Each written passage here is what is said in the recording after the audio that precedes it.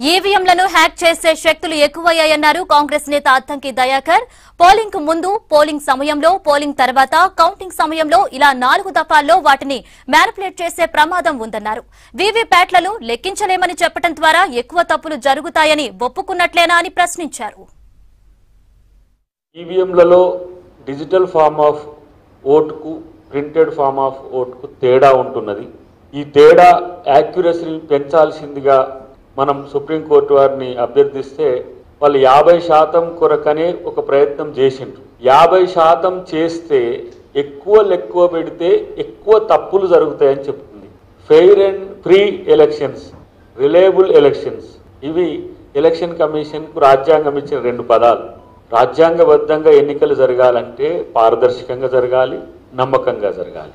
మరి ఎక్కువ ఈవీఎంలు లెక్క పెడితే తప్పులు ఎక్కువ వస్తాయంటే తప్పులు జరుగుతున్నట్టు అంగీకరిస్తున్నట్టే కదా.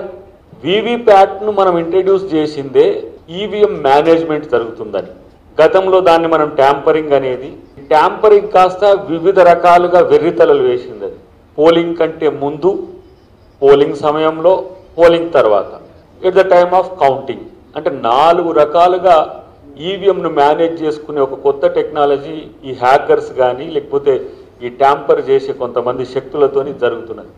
ఈ డిజిటల్ ఫార్మ్ ఆఫ్ ఓట్ను ట్యాంపర్ చేస్తున్నారు కాబట్టి మనం ప్రింటెడ్లో యాక్యురసీ పెంచుదని పెట్టినప్పుడు, ప్రింటెడ్ ఎక్కువ లెక్క పెడితే ఎక్కువ తప్పులు వస్తాయి అన్నప్పుడు ప్రింటెడ్ దాన్ని ఎందుకు మనం ఈరోజు ఇనెలిజిబుల్గా లేకపోతే అనర్హతగా మనం ప్రకటించకూడదు?